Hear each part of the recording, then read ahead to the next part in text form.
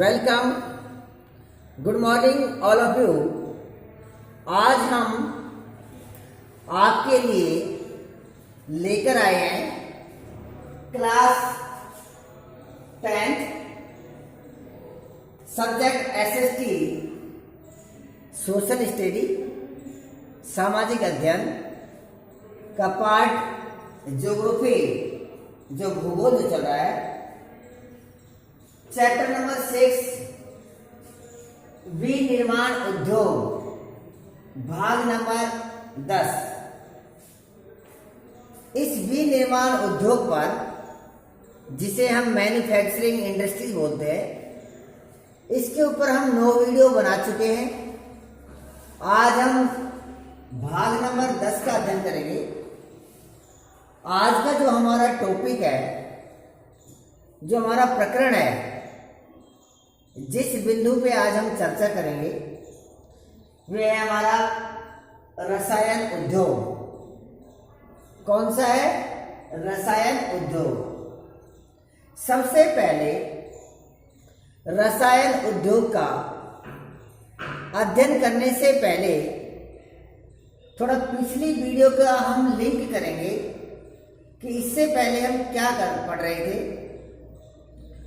तो रसायन उद्योग से पहले अगर हम देखते हैं, पिछले जो वीडियो में हम पढ़ रहे थे, तो खनिज पर आधारित उद्योग पढ़ रहे थे। तो रसायन उद्योग भी एक खनिज पर आधारित उद्योग है।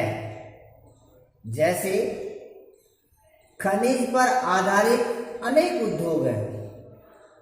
जैसे आपने पढ़ा लोहा इस्पात उद्योग, एल्यूमीनियम प्रगलन उद्योग या सीमेंट उद्योग, उर्वरक उद्योग और रसायन उद्योग। ये सभी उद्योग खनिज व खनिज पर आधारित जो उद्योग है, उन पर उद्योग है। तो आज हम चर्चा करेंगे रसायन उद्योग के बारे में, रसायन उद्योग के बारे में और उर्वरक उद्योग के बारे में। तो सबसे पहले हम रसायन उद्योग के बारे में चर्चा करेंगे कि रसायन उद्योग क्या है, कौन कौन से, किस टाइप के इसमें रसायन, कौन कौन से रासायनिक पदार्थ हैं जिनसे ये रसायन उद्योग अन्य उद्योगों को भी प्रमोट करता है। देखते हैं इस उद्योग के बारे में कि रसायन उद्योग के बारे में क्या महत्वपूर्ण बिंदु हैं, क्या इसकी विशेषता है। देखिए, भारत में रसायन उद्योग, भारत में जो रसायन उद्योग है एक तेजी से विकसित उद्योग है और साथ में ये फैल भी रहा है, क्योंकि भारत देश में तेजी से विकसित हो रहा उद्योग है और तेजी से ये फैल रहा है। कौन सा उद्योग? रसायन उद्योग। नेक्स्ट देखते हैं, अगर सकल घरेलू उत्पाद की बात करते हैं, सकल घरेलू उत्पाद की मीन्स होता है जीडीपी। आप पहले वीडियो में पढ़ चुके हो इसको, जीडीपी। जीडीपी मीन्स होता है ग्रोस डोमेस्टिक प्रोडक्ट, जिसको हम हिंदी में बोलते हैं सकल घरेलू उत्पाद या उत्पादन। तो सकल घरेलू उत्पाद में अगर देखते हैं तो रसायन उद्योग की जो भागीदारी है वे 3% है। कितना है? 3% है। अंडरलाइन करना है इसमें। सकल घरेलू उत्पाद में, सकल घरेलू उत्पाद में रसायन उद्योग की अगर आपसे भागीदारी पूछा जाए, क्या उसका योगदान पूछा जाए या उसका कंट्रीब्यूशन पूछा जाए आपसे, या कितना उसका सहयोग है, तो 3% है, 3% है। अगर इस उद्योग की हम देखते हैं कि एशिया महाद्वीप में और विश्व में इसका कौन सा स्थान है, तो रसायन उद्योग का एशिया महाद्वीप के अंदर 3rd स्थान है। तीसरा एक बड़ा उद्योग है। उत्पादन की दृष्टि से एशिया महाद्वीप के अंदर रसायन उद्योग तीसरे स्थान पर है। और विश्व में अगर आकार की दृष्टि से हम इसका अवलोकन करेंगे, विश्व में आकार की दृष्टि से रसायन उद्योग का 12वें स्थान, विश्व में 9वें स्थान पर है। कौन से स्थान पर है? विश्व में आकार की दृष्टि से 9वें स्थान पर है। ये हमारे उद्योग की स्थिति है। साथ में हम ये भी देखते हैं कि जो रसायन उद्योग है, ये रसायन उद्योग मुख्य रूप से इसको हम 2 इकाइयों में बांटते हैं। जो रसायन उद्योग है इसकी 2 प्रमुख इकाइयां हैं, एक है कार्बनिक इकाई और एक है अकार्बनिक इकाई। कार्बनिक और अकार्बनिक रसायन उद्योग में इस उद्योग को 2 भागों में हम विभाजित कर सकते हैं, बांट सकते हैं, इसका वर्गीकरण कर सकते हैं। ये इसको 2 भागों में बांट सकते हैं। अब देखते हैं कि कार्बनिक रसायन उद्योग के कौन कौन से मुख्यतः उदाहरण है, कि कार्बनिक रसायन उद्योग में कौन कौन से उद्योगों को हम सम्मिलित करते हैं। यह आपसे एग्जामिनर ये पूछता है, परीक्षा में ये पूछता है कि कार्बनिक उद्योग के कोई 2 उदाहरण लिखिए या अकार्बनिक उद्योग के कोई 2 उदाहरण लिखिए। तो आप आसानी से उस क्वेश्चन को हल कर सकते हो। तो आइए सबसे पहले हम देखते हैं कार्बनिक रसायन उद्योग के उदाहरण, कि कार्बनिक रसायन उद्योग में कौन कौन से उद्योगों को हम सम्मिलित करते हैं। देखिए, कार्बनिक रसायन उद्योग में मुख्यतः पेट्रो रसायन उद्योग, कृत्रिम वस्त्र, कृत्रिम रबड़ जो मानव निर्मित है, कृत्रिम रबड़ हो गया, और कृत्रिम वस्त्र है, प्लास्टिक, रंजक पदार्थ, दवाइयां, औषध रसायन, ये सभी जो उद्योग हैं ये कार्बनिक उद्योग के अच्छे उदाहरण हैं। आपको भूल लगेंगे, इनको याद रखना है। मैं इसको रिपीट कर रहा हूं दोबारा से कि कार्बनिक रसायन उद्योग के कौन कौन से उदाहरण हैं। कार्बनिक रसायन उद्योग के पेट्रो रसायन, कृत्रिम वस्त्र, कृत्रिम रबड़, प्लास्टिक, रंजक पदार्थ, दवाइयाँ और जो औषध रसायन है, ये सभी हमारे कार्बनिक उद्योग के, कार्बनिक रसायन उद्योग के अच्छे उदाहरण हैं। मुख्यतः ये जो कार्बनिक जो हमारे कार्बनिक रसायन जो उद्योग है, ये स्थापित कहाँ पर किए जाते हैं? ये मुख्यतः उन क्षेत्र पर स्थापित किए जाते हैं जहां पर तेल शोधनशालाएं तथा पेट्रो रसायन केंद्र होते हैं। तेल शोधनशालाओं और पेट्रो रसायन संयंत्र जो होता है उसके इर्द गिर्द मानो उसके आसपास, नियर बाई वहां पर स्थापित किए जाते हैं, ताकि इनको रॉ मटेरियल, कच्चा माल आसानी से मिल सके, कि इनसे पास स्थित होने से इन उद्योगों को अधिक सहायता मिलती है। अब नंबर 2 देखते हैं अकार्बनिक रसायन उद्योग। जैसे कार्बनिक रसायन उद्योग के कुछ उदाहरण थे, हमने पढ़े ये भी। ऐसे अकार्बनिक रसायन उद्योग के उदाहरण हैं। जैसे अकार्बनिक रसायन उद्योग में देखते हैं सल्फ्यूरिक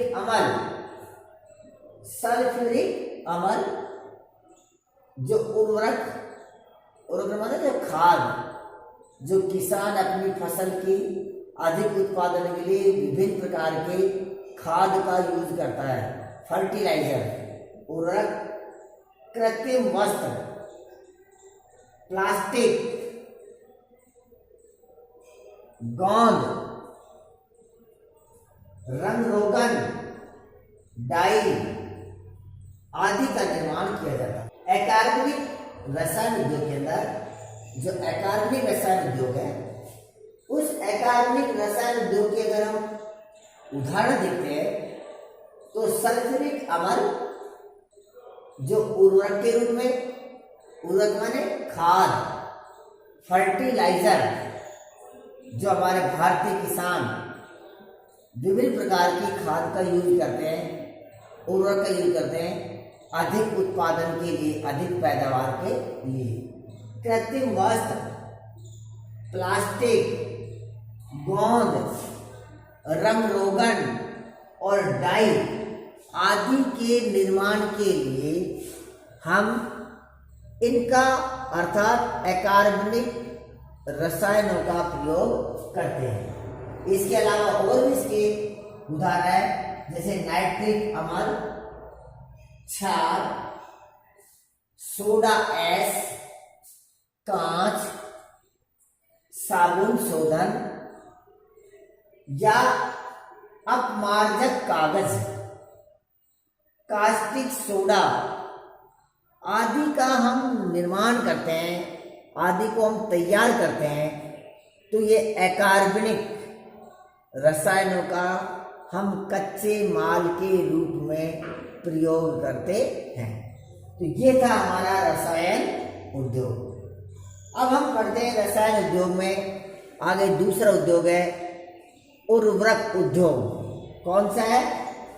उर्वरक उद्योग। जिस उर्वरक उद्योग को हम इंग्लिश में फर्टिलाइजर इंडस्ट्री बोलते हैं। क्या बोलते हैं?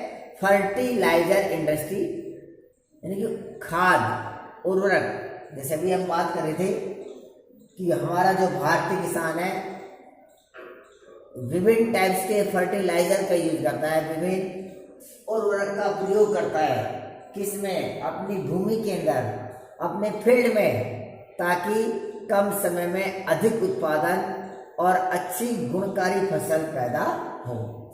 तो हम देखते हैं उर्वरक उद्योग। उर्वरक उद्योग पर डिस्कस करते हैं। क्या है ये उर्वरक उद्योग? इस उर्वरक उद्योग की क्या क्या विशेषता है? तो आइए अब हम अध्ययन करते हैं उर्वरक उद्योग पर।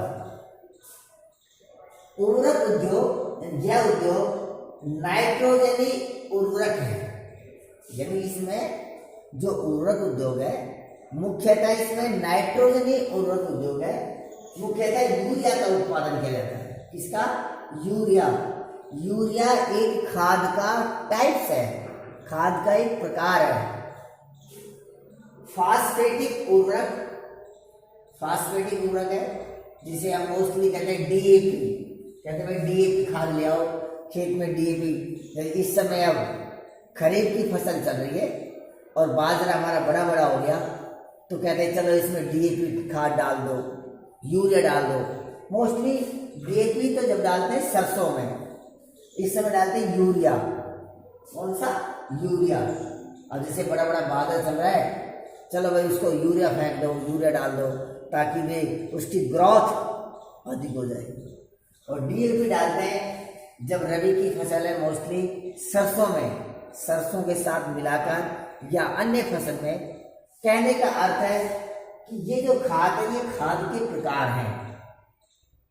तथा अमोनियम फास्फेट, अमोनियम फास्फेट और मिश्रित उर्वरक जिसमें 3 मुख्य पोषक तत्व, यानी कि ये हो सकता है आपका नाइट्रोजन हो सकता है, फास्फेटिक उर्वरक और अमोनियम फास्फेट जो है या इससे मिले हुए मिश्रित रसायन के माध्यम से खाद को तैयार किया जाता है। मुख्यतः 3 पोषक तत्व हैं, 3 पोषक तत्व है रसायन। कौन कौन से? एक तो है नाइट्रोजन, दूसरा फास्फेट और तीसरा पोटास। तीनों इंपॉर्टेंट है, इनकी अंडरलाइन लगाना आप। जो पोषक उर्वरक है हमारा नाइट्रोजन, फास्फेट और पोटास, ये तीनों हमारे मुख्यतः पोषक उर्वरक हैं।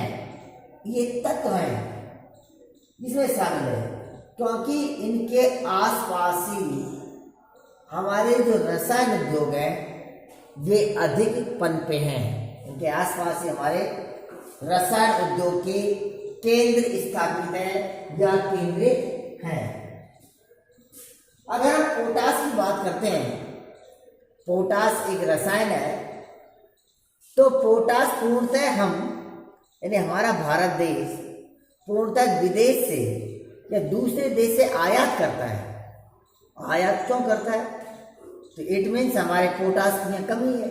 और ये बात बिल्कुल सत्य है कि हमारे पास यहाँ पर पोटास के अधिक भंडारण स्टॉक नहीं है, इसलिए भारत देश अधिकांश जो पोटास है उसका आयात करता है। उसे क्या करता है? आयात करता है, क्योंकि पोटास के हमारे पास भंडारण नहीं है। फिर भी हम देखते हैं भारत नाइट्रोजनी उर्वरकों में तीसरा सबसे बड़ा उत्पादक राज्य है। अगर हम विश्व की बात करते हैं, जैसे चलो हमारे पास में पोटास तो नहीं है कि पोटास तो हम दूसरे देश से जो विदेश से हैं, विदेश से हम आयात करते हैं क्योंकि उसके भंडार नहीं है। लेकिन नाइट्रोजन की अगर हम देखते हैं तो नाइट्रोजन में जो हमारा भारत देश है वे विश्व में तीसरे नंबर पर है, अधिक पोटास होती है। कौन से? नाइट्रोजन। तो नाइट्रोजन ही उर्वरकों में थर्ड स्थान है जो सबसे बड़ा उत्पादक है। नेक्स्ट है, अगर हम देखते हैं कि कौन कौन से रसायन के कितने प्लांट, कितने संयंत्र, कितने यहाँ पर संयंत्र स्थापित हैं, तो सबसे देखते हैं हमारे भारत देश के अंदर लगभग 57 यानी 57 जो नाइट्रोजन से संबंधित है उर्वरक और नाइट्रोजनी उर्वरक इकाइयां हैं। इकाइयां मीन्स यूनिट्स हैं। ये हमारे भारत देश में 57 जो इकाइयां हैं, यूनिट है, ये नाइट्रोजनी या नाइट्रोजन उर्वरक से मिश्रित इकाइयां हैं। इसके अलावा 29 जो यूनिट है वे यूरिया उत्पादन से संबंधित है। किससे? कि यूरिया के उत्पादन से संबंधित हमारे भारत देश में 29 यूरिया उत्पादन इकाइयां हैं। और इसके अलावा 9 उप उत्पादन इकाइयां अमोनियम फास्फेट की है। किसकी है? 9 इकाइयां अमोनियम फास्फेट की, ये हमारे पास में इकाई है। यही नहीं, इनके अलावा 68 यानी 68 अन्य इकाइयां हैं जो छोटी और बड़ी इकाइयां हैं, जिसमें सुपर फास्फेट रसायन का उत्पादन कार्य किया जाता है। तो ये हमारे भारत देश की कुछ इकाइयां हैं, संयंत्र है, रसायन उद्योग के कुछ केंद्र बिंदु है। इसके अलावा अगर हम भारत देश में हमारे सार्वजनिक उपक्रम में देखते हैं, सार्वजनिक उपक्रम को हम कहते हैं गवर्नमेंट का उपक्रम, सरकारी उपक्रम। तो भारत देश में लगभग 10 सार्वजनिक क्षेत्र के उपक्रम हैं। कितने? 10 सार्वजनिक क्षेत्र के उपक्रम है। FCI का मतलब है यहाँ कि भारतीय उर्वरक निगम, जो आपका फर्टिलाइजर कॉर्पोरेशन ऑफ इंडिया, भारतीय उर्वरक जो निगम है, अगर इसका देखते हैं कि एक सबसे बड़ा जो केंद्र है जो गुजरात के अंदर एक क्षेत्र है, उसका नाम है हजीरा। क्या नाम है? हजीरा, जो सहकारी क्षेत्र का एक बड़ा है। किसका है? सहकारी क्षेत्र का। अंडरलाइन करना इसको, इंपॉर्टेंट है ये। गुजरात का हजीरा सहकारी क्षेत्र में स्थित है। कहां पर है? हजीरा। और हजीरा जो स्टेशन है वे कहां पर है? गुजरात में। और कैसा उपक्रम है? सहकारी क्षेत्र का है, कोऑपरेटिव का है, न गवर्नमेंट का है न प्राइवेट का है, ये कॉर्पोरेशन से चल रहा है, एक सहकारी क्षेत्र है। तो गुजरात हजीरा सहकारी क्षेत्र है। इसके बाद देखते हैं कि हमारे भारत देश में हरित क्रांति के आगमन के बाद, आपने अपने पहले वीडियो पढ़ा था चैप्टर नंबर 4 में एग्रीकल्चर बारे में कि हरित क्रांति कब आई भारत में, तो आपको याद होना चाहिए हरित क्रांति। मैंने बताया था कि 1966-67 में, 1966 और 67 में लगभग उस समय ये हरित क्रांति आई थी। तो हरित क्रांति के आगमन के बाद में हमारा जो उर्वरक उद्योग है वे तेजी से और पनपा, तेजी से बढ़ा। आप कहोगे कि सर ऐसा क्यों हुआ कि हरित क्रांति के कारण उर्वरक उद्योग क्यों बढ़ा? क्योंकि हरित क्रांति का मुख्य उद्देश्य था कि खाद्यान्नों में वृद्धि करना। जो हमारे खाद्यान्न है, गेहूं और चावल है, जो भारत देश में सबसे अधिक जो खाए जाने वाला अगर खाद्यान्न है तो वे कौन सा है? चावल है। हमारा भारत देश सबसे अधिक अगर खाद्यान्न में खाया जाता है तो चावल है। चावल का फर्स्ट नंबर पर है और गेहूं का दूसरे नंबर पर है। तो खाद्यान्न के उत्पादन के लिए हरित क्रांति का एक उद्देश्य था कि कम समय में अधिक उत्पादन किया जाए और छोटी भूमि के टुकड़े पर अधिक पैदावार किया जाए। इसके लिए हरित क्रांति HY सीड्स, अच्छे अच्छे बीज, अच्छे अच्छे खाद, उर्वरकों का प्रयोग कर रहे थे। इसलिए इन उर्वरक उद्योगों को एक अपॉर्चुनिटी मिली, एक अवसर मिला, जब किसानों को नए नए खाद और बीजों की आवश्यकता हुई। किसके माध्यम से? हरित क्रांति के माध्यम से। तो हरित क्रांति के माध्यम से जब नए नए खाद बीजों की मांग हुई तो उर्वरक उद्योगों को पर उछाल आया। उर्वरक उद्योगों ने और उन्नति की। क्यों? मार्केट के अंदर, बाजार के अंदर किसी वस्तु की जितनी डिमांड अधिक होगी, मांग अधिक होगी, उसका उत्पादन भी उतना अधिक बढ़ेगा। क्योंकि जैसे अर्थशास्त्र में आपको पढ़ा हुआ कि मांग और जो पूर्ति होती है, जो डिमांड और आपकी होती है मांग और पूर्ति, किसी वस्तु की मार्केट में अधिक से अधिक मांग होगी, डिमांड होगी, तो उस वस्तु को उत्पादन करने वाली इंडस्ट्री या फैक्ट्री भी अधिक से अधिक उसका अधिक मात्रा में उत्पादन करेगा। तो यही हुआ था हमारे उर्वरक उद्योग और हरित क्रांति के साथ कि हरित क्रांति के आगमन के बाद उर्वरक उद्योगों में तेजी से उछाल आया, तेजी से वृद्धि हुई। क्यों? क्योंकि मांग बढ़ रही थी। किसान कम समय में अधिक उत्पादन करना चाह रहे थे, जिससे उनको अधिक पैसे मिले, उनकी जो पारिवारिक जो स्थिति अधिक मजबूत हो, उनकी अर्थव्यवस्था मजबूत हो। तो ये इसका आंसर है, आपको कंफ्यूज नहीं होगा।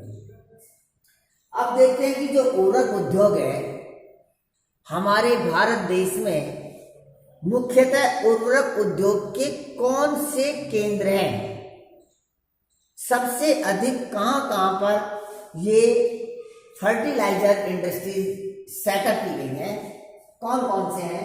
जैसे सबसे पहले देखते हैं गुजरात। अभी आपने देखा था हजीरा, हजीरा एक स्थान का नाम है गुजरात में, जो सहकारी क्षेत्र की ओर से उर्वरक तैयार कर रहा है। गुजरात, तमिलनाडु, उत्तर प्रदेश, पंजाब और केरल, ये राज्य ऐसे हैं जो पूरे भारत देश का जितना भी उर्वरक उत्पादन हो रहा है उन पूरे भारत देश को मिलाते हैं और इन 4-5 स्टेट को मिलाते हैं, जैसे गुजरात, तमिलनाडु, उत्तर प्रदेश, पंजाब और केरल, इन राज्यों को मिलाते हैं तो भारत के कुल उत्पादन का 50% हिस्सेदारी ये राज्य उत्पादन कर रहे हैं। कौन कौन? गुजरात, तमिलनाडु, उत्तर प्रदेश, पंजाब और केरल। मुख्यतः ये 5 स्टेट ऐसे स्टेट हैं जो भारत देश में जो कुल उर्वरक का उत्पादन किया जाता है उसके अकेले ये 50% करते हैं और बाकी शेष बचे हुए जो राष्ट्र है 50% का उत्पादन करते हैं। तो महत्वपूर्ण है ये 50% कुल उत्पादन का करते हैं। इनके अलावा जो अन्य जो महत्वपूर्ण उत्पादन केंद्र देखते हैं कि इनके अलावा और कौन कौन से हमारे भारत देश में उर्वरक उद्योग के संयंत्र हैं, केंद्र हैं, प्लांट हैं। अन्य कौन कौन से हैं? जैसे आंध्र प्रदेश, कौन सा है? आंध्र प्रदेश, उड़ीसा, राजस्थान, बिहार, महाराष्ट्र, असम, पश्चिम बंगाल, गोवा, दिल्ली और कर्नाटक, ये अन्य महत्वपूर्ण राज्यों में सम्मिलित है। किसके उत्पादन में? उर्वरक उद्योग। तो आज का हमारा ये वीडियो था रसायन उद्योग, जिसमें रसायन उद्योग के बारे में और हमने उर्वरक उद्योग के बारे में अध्ययन किया। अगर आपको आज के इस प्रकरण में बिंदु में कोई प्रॉब्लम हो, कोई समझ में नहीं आ रहा हो, तो आप कमेंट करना या मैसेज करना। आपकी हर समस्या का समाधान करने के लिए मैं तैयार हूं। अगर ये वीडियो आपको अच्छी लगी तो आप इसको लाइक करना और अपने उन दोस्तों तक शेयर करना जो आपके साथ में क्लास 10th में अध्ययनरत है, या उनको भी शेयर करना जो किसी भी कंपटीशन की, किसी प्रतियोगिता परीक्षा की तैयारी कर रहे हैं। क्योंकि कंपटीशन के अंदर एसएस सब्जेक्ट का एक बहुत बड़ा रोल होता है, बहुत बड़ा रोल होता है। जो जीके का पोर्शन है वे एसएस के ऊपर डिपेंड होता है। तो उनको भी आप शेयर करना और साथ में जो हमारी प्राकृतिक जो आपदाएं जो चल रही है कोरोना की, उसके बचाव के लिए अपने सोशल डिस्टेंस बनाए रखना, घर में सुरक्षित रहना और अपने साथियों को और अन्य लोगों को भी इसके प्रति मोटिवेट करना। अगर आपको ये वीडियो अच्छी लगी तो उसको लाइक करना, शेयर करना और एनडी गंगा स्कूल सतीश कुमार के चैनल को सब्सक्राइब करना। Okay, thank you.